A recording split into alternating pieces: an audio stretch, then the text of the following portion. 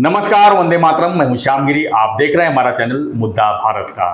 मुद्दा भारत का यानी मुद्दा आपका। मुद्दा है महाराष्ट्र चुनाव का। जी हाँ, महाराष्ट्र चुनाव के मद्देनजर हम पिछले वीडियो में मुख्यमंत्री को लेकर चर्चा की थी कि 5 साल में 2 मुख्यमंत्री महाराष्ट्र ने देखे हैं, उद्धव ठाकरे और शिंदे साहब। तो कौन किसके ऊपर भारी पड़ा, कौन किसका काम करने किस तरह तरीका रहा, उसके ऊपर हमने चर्चा की थी। उसका अच्छा रिस्पॉन्स मिला, लोगों ने काफ़ी सराहा वीडियो को। तो हम जो है आज फिर उसी कड़ी में जो है दूसरा भाग बना रहे हैं कि होम मिनिस्टर को लेकर भी काफ़ी चर्चाएं हो रही है कि उस समय अनिल देशमुख होम मिनिस्टर थे, जो सत्तांतर जो उनको जेल तक जाना पड़ा, उनकी इस तरह कार्यप्रणाली रही। दूसरे दौर में होम मिनिस्टर अभी देवेंद्र फडणवीस जी हैं, उनको लेकर भी काफ़ी लोग चर्चाएं कर रहे हैं, काफ़ी उनको टीका भी कर रहे हैं कि देवेंद्र फडणवीस जी का जो काम करने का जो पद्धति है वो ठीक नहीं है। पुलिस पर फेल नज़र आ रहे हैं, जैसे कि मनोज जरांगे के ऊपर लाठीचार्ज हुआ और मराठा आरक्षण का मुद्दा बड़ा बन गया, वहाँ पर वो फेल हुए। कई विषयों पर उनको फेल दिखाया जा रहा है। बदलापुर की घटना को लेकर काफ़ी उनको टीका की गई। तो हम अपने विषय में यही ले रहे हैं कि home minister part 1, home minister part 2, कौन किसी के ऊपर भारी रहा। यानी कि अनिल देशमुख थे महाआघाड़ी में और महायुति में अभी फडणवीस जी खुद डिप्टी सीएम रह के जो है होम मिनिस्ट्री अपने पास रखी है। तो दोनों के काम करने का तरीका किस तरह रहा, क्योंकि अभी सरकार चुनना है, हम ही लोग को चुनना है, तो वो सब देख के ही हम आगे जो है उनको वोट देंगे। तो कौन किस पर भारी पड़ा है, ये चर्चा का विषय है। हमारे साथ में दयानंद नेने जी राजनीतिक विश्लेषक हैं। इनसे ही जानेंगे कि जिस तरह पिछले वीडियो में उन्होंने मुख्यमंत्री के बारे में काफ़ी कुछ बताया कि उद्धव जी का कार्य करने तरीका कैसा था, शिंदे साहब का कार्य करने तरीका कैसा है। तो इस बार इस वीडियो में भी उनसे हम पूछना चाहता हूँ कि अनिल देशमुख का काम करने का तरीका किस तरह रहा, किस तरह उनके ऊपर जो आरोप लगे 100 करोड़ वसूली सरकार में शामिल होकर उन्होंने किया, जेल तक गए, एंटीलिया बम विस्फोट का मामला उनके ऊपर आया, और अब जो है फडणवीस जी जो है इस समय होम मिनिस्टर हैं, तो क्या वो सही कर रहे हैं या किस तरह का होम मिनिस्टर होना चाहिए, जो कुछ है चीज़ें हैं इसमें। सर स्वागत है एक बार फिर से। क्या कहेंगे सर, 2 होम मिनिस्टर की बात अगर हम करें, एक सरकार में 2 होम मिनिस्टर, मतलब कि एक कार्यकाल में 2 होम मिनिस्टर, आधा महाआघाड़ी का, आधा महायुति का, यानी अनिल देशमुख वर्सेस देवेंद्र फडणवीस। श्याम जी, जब हम 2 होम मिनिस्टर्स को अभी एनालाइज करने जा रहे हैं, तो पहले थे अनिल देशमुख, महाविकास आघाड़ी के होम मिनिस्टर, राष्ट्रवादी कांग्रेस पार्टी के थे। मुझे याद है जब शपथ विधि हुआ उनका और उनको होम मिनिस्ट्री अनिल देशमुख जी के पास जाएगी ऐसे जाहिर किया गया, तभी राष्ट्रवादी के ही कुछ कार्यकर्ता थे जिनके साथ में हम लोग थे उधर राजभवन के यहाँ पे। तो उन्होंने कहा कि अरे पवार साहब ने किसको होम मिनिस्टर किया। हाँ, मतलब बोलते कि ये एकदम बेकार, मतलब ऐसे पहले जो है कांग्रेस एनसीपी के साथ में पीडब्ल्यूडी मिनिस्टर रह चुके हैं, तो उस हिसाब से एकदम निगेटिव जैसे उन्होंने एक फीलिंग दी। मैंने तो उनको कभी पहले उनके बारे में ज़्यादा जानकारी नहीं थी मुझे, तो मैं सिर्फ सुन रहा था उनको। पर उसके बाद में जो जैसे समय आगे बढ़ते गया और उनका कार्यकाल जब अपन ने देखा और अभी पीछे मुड़ के देखते हैं, तो मैं समझता हूं कि अनिल देशमुख महाराष्ट्र के वर्स्ट होम मिनिस्टर रहे होंगे। महाराष्ट्र के 1960 साल महाराष्ट्र, और उनके ऊपर कलंक भी लगा कि एक होम मिनिस्टर जेल जाना पड़ा है। इसीलिए वो तो बाद की बात आती है, मतलब अपन स्टेप बाय स्टेप जाएंगे। जी। अभी मैं जो बोलूंगा उसमें थोड़ा रिपीटेशन होगा, क्योंकि काफी सारी बातें आपने पहले बोल दी है। तो worst home minister of Maharashtra since 1960 Anil Deshmukh. एक तो पहले दिन से उन्होंने जैसे एडमिनिस्ट्रेशन की जो फेरफार पुनर्रचना अपने लिए शुरू की, तो उसमें भी काफी चर्चा हो रही थी उस वक्त कि उनके यहाँ पे अगर आपको पोस्टिंग चाहिए तो आपको ट्रांसफर के लिए कुछ पैसे देने पड़ेंगे। तो वो पैसे बटोरने से शुरुआत उनकी हो गई। अपने मिनिस्ट्री में जो लोगों की बदली करते थे, ट्रांसफर्स करते थे, उसके हिसाब से, मतलब ब्यूरोक्रेसी। दूसरा, आपको होम मिनिस्टर है, पुलिस अपने हाथ में है, तो अपने राजनीति विरोधक जो है उनको ख़त्म करने के लिए या उनको परेशान करने के लिए पुलिस के फोर्स का इस्तेमाल करना, ये उनका सबसे बड़ा काम रहा 2-2.5 साल में। अपने सारे पॉलिटिकल अपोनेंट्स के उन्होंने पीछे पुलिस लगा के रखी थी, और कैसे भी करके कुछ भी करके उनके ऊपर इल्ज़ाम लगाओ, झूठी केस बनाओ और उनको अटक करो, ये उनका एक जेल में डालो, ये उनका मिशन जैसे उन्होंने बना के रखा था। देवेंद्र फडणवीस जी ने तो उनको एक्सपोज किया था विधानसभा में, पेन ड्राइव जब वो लेके आए थे, और उन्होंने जो स्टिंग ऑपरेशन किया था कि महाराष्ट्र के पब्लिक प्रोसिक्यूटर उनके ऑफिस में उन्होंने कैमरा लगवाया देवेंद्र फडणवीस जी ने और स्टिंग ड्राइव किया। वो पब्लिक प्रोसिक्यूटर बोल रहा है कि हमने ये पुलिस डीजी को यहाँ पे इसके लिए लाया है क्योंकि देवेंद्र को हम फंसा सके, गिरीश महाजन को हम फंसा सके, प्रवीण दरेकर को हम फंसा सके, और वो पूरा वाकया अपने को स्टिंग ऑपरेशन में दिख रहा था। तो ये सारा मतलब होम मिनिस्टर कौन थे? अनिल देशमुख, मतलब उन्होंने ही, उनके ही नजरिए के सामने ये सब हो रहा था। दूसरा, परमबीर सिंह जो मुंबई के सीपी रह चुके थे, उन्होंने तो सीधा आरोप किया कि हमें इंस्ट्रक्शंस मिले 100 करोड़ हर महीना वसूली बार वालों के पास से करने की, और उन्हें बताया गया कि सचिन वाजे ये वसूली करेगा। मतलब ये सीपी को होम मिनिस्टर बता रहा है कि सीपी के नीचे, हाथ के नीचे काम करने वाला आदमी ये सब पैसा बटोरेगा। उनको सीआईओ का पूरा ये करता बना दिया, सर्वे सर्वा बना दिया था उसको। मतलब डीसीपी भी उनको रिपोर्ट कर रहा है एक एपीआई को। इससे बड़ा पुलिस का तमाशा तो नहीं था मुंबई में। बिल्कुल एकदम सही बोल रहे हैं आप। अच्छा, दूसरी, अच्छा ये उसका ये क्या आया, तो उसने हत्या कर दी वो मनसुख हिरेन की, और वो जो उनकी हत्या कर दी, क्यों हत्या हो गई, तो उसी की गाड़ी उसने इस्तेमाल की पोल खोलने जाए अंबानी जी के घर के नीचे जिलेटिन स्टिक्स रखने के लिए, और उसके बाद में ये पोल खोल नहीं करे करके उसको ही खत्म कर दिया। और फिर ये लोग उस केस दबाना चाहते थे। मुझे याद है अनिल देशमुख इसके फेवर में बात कर रहे थे असेंबली में, और उद्धव ठाकरे ने ये तो कहा था कि सचिन वाजे मतलब ओसामा बिन लादेन है क्या, तो अभी तो बाद में निकला कि उसका बाप है, मतलब ओसामा बिन लादेन जाएगा। अच्छा, ये उसके बाद एक के बाद एक बिजनेस हाउसेस जो बड़े बड़े उद्योगपति है, उन्होंने ये वाकया होने के बाद में महाराष्ट्र से अपना अस्तित्व बाहर निकालने का शुरू किया जी। कोई महाराष्ट्र में आता नहीं था क्योंकि ये वसूली कांड हर जगह पे पहुंच गया था। जो आदमी अगर आता है महाराष्ट्र में इंडस्ट्री सेटअप करने के लिए, तो पहले लैंड शार्क्स उसके पास पहुंच जाएंगे, उससे हफ्ता वसूली करेंगे, चंदा मांगेंगे। उसके बाद में लेबर वाले कॉन्ट्रैक्टर्स पहुंच जाएंगे कि हमारे लेबर को ही रखना पड़ेगा। तो हर स्टेज पे ट्रांसपोर्ट वाले पहुंच जाएंगे, हमारा ही ट्रांसपोर्टर यूज करना पड़ेगा। सप्लाई वाले मतलब मिनिस्टर पहुंच जाएंगे कि हमारे ही आदमी आपको सप्लाई करेंगे। हर स्टेज पे उनको मतलब क्या कॉर्नर करने का सिलसिला शुरू हो गया था, और उसकी बहुत बड़ी कीमत महाराष्ट्र को चुकानी पड़ी, क्योंकि 4-5 लोग महाराष्ट्र में जो इन्वेस्टमेंट करने वाले थे उन्होंने हाथ पीछे ले लिया। और सबसे शर्मनाक बात, अनिल देशमुख को ईडी और सीबीआई ने अरेस्ट किया और वो 1 साल के ऊपर वो जेल के अंदर रहे। मेरे ख्याल से पहले होम मिनिस्टर होंगे महाराष्ट्र राज्य के जिनको एंटी सोशल एक्टिविटी के लिए जेल जाना पड़ा जी। तो ऐसी थी अनिल देशमुख की ये कहानी। मैंने जैसे कहा, फिर से दोहराता हूँ, the worst home minister of Maharashtra. अब आते हैं फडणवीस जी के ऊपर। 2022 के बाद फडणवीस जी 2014 से 2019 तक तो होम मिनिस्टर उनके पास थे, सीएम भी थे, लेकिन 2022 के बाद जो है फडणवीस जी वापस होम मिनिस्ट्री में आए।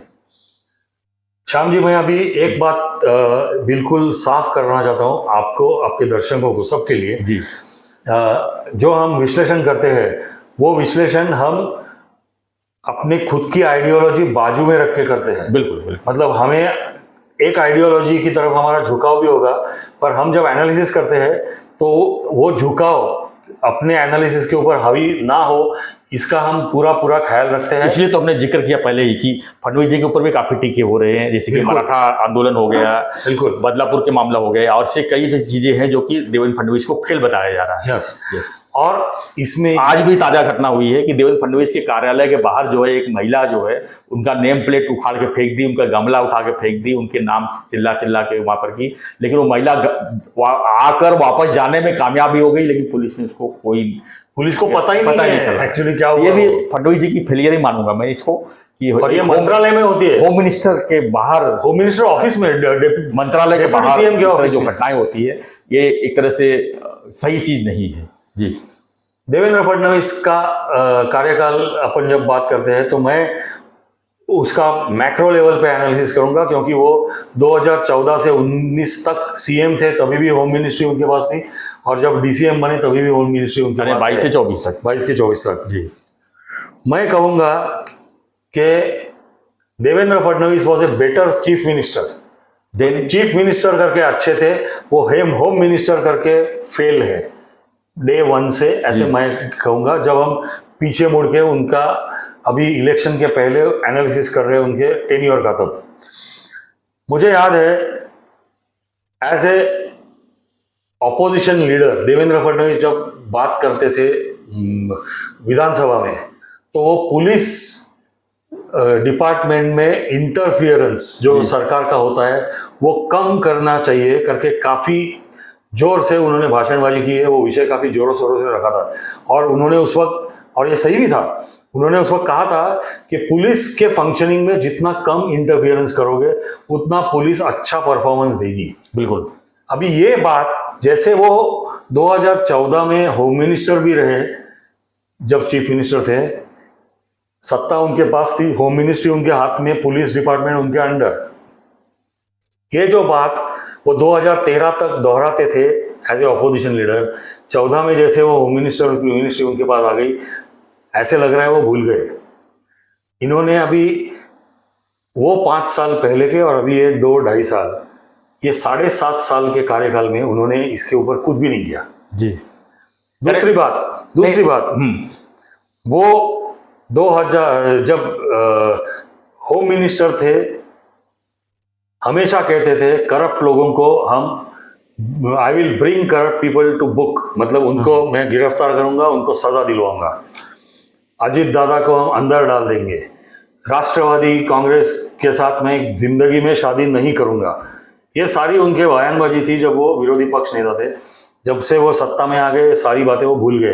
होम मिनिस्टर बने तब से तो वो करप्ट लोगों के सामने कुछ करना है। मुझे याद है उनका एक, मैं था उधर गैलरी में विधानसभा में उस वक्त, उन्होंने नारायण राणे को खड़े खड़े सुनाया था जी, क्योंकि नारायण राणे ने काफी कुछ बातें की थी, लॉ एंड ऑर्डर की, भ्रष्टाचार की, खून खराबे की, तो उन्होंने सुनाया था उनको कि कौन किसको बात बता रहा है करके, और नारायण राणे का खरा खोटा लेखा जोखा उन्होंने पूरा उधर उनके पढ़ के दिखाया था, और वही नारायण राणे को उन्होंने अपने साथ में ले लिया। आज वही नारायण राणे के बच्चे भाजपा के प्रवक्ते बन के घूम रहे हैं। लॉ एंड ऑर्डर अगर आप 2.5 साल में देखें तो लॉ एंड ऑर्डर, पहले पुलिस की दहशत थी कि वो उनका गैर वापर कर रहे हैं, कौन, महाविकास आघाड़ी। अभी ये वापर इतना खुला मतलब छोड़ दिया पुलिस को कि पुलिस का डर ही नहीं रहा है। थाने में कितने वाकये हुए हैं लास्ट 2.5 साल में आपने देखे? फायरिंग भी हुई है, लोगों को गोली मार के हत्या कर दी है लोगों की, पॉलिटिशियन के अंदर। हाँ, तो ये सब शोज के आपका पुलिस के ऊपर कुछ कंट्रोल नहीं है। ठीक है सर, हम उनके ऊपर टीका का जितने भी चीजें बताए, लेकिन compare to Anil Deshmukh, compare to Devendra Fadnavis, किसको आप कौन किसको भारी देख रहे हैं? नहीं, मैं आपको एक चीज और बताना चाहता हूँ जी। अपन कंपेयर कर रहे हैं ना, ऐसे नहीं कि मैं टीका कर रहा हूँ 1-2 चीज के ऊपर। मैं आपको और एक, उन्होंने जो पेन ड्राइव दी थी जी, और जिसमें उन्होंने कहा था कि मुझे गिरीश महाजन को, प्रवीण दरेकर को अंदर डालने के लिए सुपारी ली है, और ये झूठी ये करके पेन ड्राइव दी थी, झूठी कहानियां हमारे बारे में बता रहे हो एकदम। उसका आगे क्या हुआ? कुछ फॉलोअप नहीं। हाँ, सरकार जब आए तो सरकार कार्रवाई करनी चाहिए थी, कुछ करने, जैसे भूल गए उसके ऊपर। और एक बात मैं आपको, दिशा सालियन का मामला उन्होंने एसआईटी गठित करके दी। मैं आपको वही बोल रहा हूँ, वही उसी के ऊपर मैं आ रहा हूँ कि दिशा सालियन का मामला, सुशांत सिंह राजपूत का मामला, पूरी शांत था उसके बिल्कुल, मतलब एसआईटी गठित की, एसआईटी गया कहाँ? हाँ, कोई रिपोर्ट नहीं, कुछ भी नहीं हो रहा है। अच्छा, और एक बात मैं बोलता हूँ आपको, उनके जो मंत्रीगण है, मंत्रिमंडल में सहकारी है, कुछ भी वक्तव्य करते रहते हैं, कुछ भी इसके बारे में मुंह नहीं खोलने का। संजय राठौड़ उनके ही पक्ष की चित्रा वाघ ने उनके ऊपर इतने आरोप लगाए, उनको मंत्रिमंडल से इस्तीफा देना पड़ा, महाविकास आघाड़ी में थे तभी, यहाँ पे आ गए तो फिर से मंत्री बना दिया उनको, और ये चुप्पी धरे हुए हैं। जरांगे का आंदोलन, उसमें काफी राजनीति चल रही है करके वो विषय पे मैं अभी टिप्पणी नहीं करूंगा और देवेंद्र फडणवीस जी को पूरा उसके लिए जिम्मेदार नहीं अभी बताऊंगा। पर मेरा कहने का मतलब यह है कि आप होम मिनिस्टर हो तो आपका एक वलय होना चाहिए, आपका एक दरारा होना चाहिए राज्य पे। वो दरारा देवेंद्र फडणवीस का एज होम मिनिस्टर नहीं है। इसके लिए मैंने कहा, वो चीफ मिनिस्टर थे, उन्होंने महाराष्ट्र का एक विजन लेके चले थे, जलयुक्त शिवार थी योजना, या तो किसानों का कर्जा माफ करने का एक बड़ा ये था, या तो इंफ्रास्ट्रक्चर महाराष्ट्र में प्रोजेक्ट्स करने, मेट्रो मुंबई में, नागपुर में, पुणे में, बहुत सारा काम उन्होंने किया। पर उसके सामने होम मिनिस्टर करके देवेंद्र फडणवीस फेल गए हैं। और मैं आपका सवाल जो आपने अभी किया था कि देशमुख और फडणवीस में मैं किसको कैसे कंपेयर करूंगा, मैं दोनों को कंपेयर नहीं करूंगा। मैंने पहले ही कहा है, देशमुख वर्ष थे तो उसमें ही सब कुछ आ गया देशमुख के बारे में, और Devendra Fadnavis as a home minister fail गए हैं, ऐसे मेरा पर्सनल। तो हम अगर पॉइंट की बात करो तो 10 पॉइंट में से देशमुख को कितने मिल सकते हैं और फडणवीस? मैं पॉइंट्स नहीं दूंगा इनसे, दोनों को नहीं देंगे, दोनों को नहीं, जीरो नहीं, जीरो नहीं। हाँ। मतलब पॉइंट्स के इसके ऊपर मैं आंसर कुछ नहीं करना चाहता अभी। अगर आप जीत भी करोगे तो मैं देशमुख को 0 दे दूंगा, या तो देना है पॉइंट करके 1 पॉइंट दे दूंगा, और देवेंद्र फडणवीस को 4 पॉइंट दे दूंगा बस। तो इसके पहले होम मिनिस्ट्री की अगर हम बात करें तो मैं 99 से थोड़ा सा आगे आता हूँ। छगन भुजबल थे होम मिनिस्टर, आर पाटिल थे होम मिनिस्टर, और भी 1-2 जन बीच में रहे होंगे। तो जो उस समय की छवि थी पुलिस के ऊपर, एक पुलिस का एक मुंबई पुलिस कहा जाए, देखा जाए तो पूरे वर्ल्ड में, देश में नहीं वर्ल्ड में फेमस है, और कानून व्यवस्था को लेके। तो क्या लगता है कि जो कांग्रेस एनसीपी की पहले की सरकार थी उसमें होम मिनिस्ट्री, और अब की महायुति महाआघाड़ी की जो सरकार है उसमें होम मिनिस्ट्री में कितना फर्क देख रहे हैं आप? देखिए, मैं आपको एक बात बोलता हूँ जी, आप 99 तक गए ना, मैं तो उसके पीछे 92 तक जाता हूँ जी। 92 गोपीनाथ मुंडे जी थे नहीं, वो तो 95 में थे। हाँ। उसके पहले शरद पवार सिंह थे जी। महाराष्ट्र की पुलिस पॉलिटिशियंस के हाथ के पपेट हो गई है 92 से। अच्छा। और जो पार्टी सत्ता में होती है वो पुलिस का, वो पार्टी को जैसे चाहे वो ऐसा इस्तेमाल करती है। और इसके लिए वो कभी स्कॉटलैंड यार्ड का कंपैरिजन जो था वो 92 से आगे अगर आते हैं हम लोग तो 92 में वो खत्म हो गया, वो स्कॉटलैंड यार्ड का और उनका जो कंपैरिजन वगैरह। अभी महाराष्ट्र पुलिस है, और it is a heavily politicised force. राजनीति पूरी हावी रहती है। इसी वजह से देवेंद्र फडणवीस जब विरोधी पक्ष नेता थे तब वो हमेशा भाषण में बताते थे कि पुलिस फोर्स को डीपॉलिटिसाइज करने की ज़रूरत है, उनको फ्रीडम देने की ज़रूरत है। पर ये जो बातें वो उस वक्त उठाते थे वो बिल्कुल सही बातें थी। जब वो खुद होम मिनिस्टर बने ये सब बातें वो भूल गए। धन्यवाद दिनेश जी। तो हमारा विषय यही था कि 2019 से लेकर 2024 तक 2 सरकारें रहीं, दोनों सरकारों में जो होम मिनिस्टर थे यानी अनिल देशमुख वर्सेस देवेंद्र फडणवीस, दोनों का कार्य करने का तरीका कैसे रहा, कौन किस पे भारी रहा, क्या महाराष्ट्र में होम मिनिस्ट्री फेल हुई है, ये हमारा चर्चा का विषय था। तो नैने साहब ने एकदम सटीक जानकारी, सटीक विश्लेषण की। आपको क्या लगता है इस चर्चा पर, इस जानकारी पर आपकी क्या प्रतिक्रिया है, कमेंट बॉक्स लिखिए। क्योंकि चुनाव का माहौल है और हम जो है यही सब चीज़ें देख के जो है हम आगे वोट करने वाले हैं। तो हम किसको वोट करेंगे, किसको नहीं करेंगे, ये सब चीज़ें जो है चर्चा में अगर हम लाएंगे तो काफ़ी कुछ चीज़ें इसमें आ सकती है। तो आपको कैसी लगी हमारी ये प्रतिक्रिया, चर्चा, हमें कमेंट बॉक्स लिखिए और बने रहिए हमारे साथ, देखते रहिए हमारा चैनल मुद्दा भारत का। हम आगे भी जो है ऐसी इस तरह के विषयों पर जो है आगे दोनों कंपेयर पे जो है चर्चा करते रहेंगे। बस आप हमारे साथ बने रहिए। धन्यवाद। जय हिंद, जय महाराष्ट्र, जय श्री राम।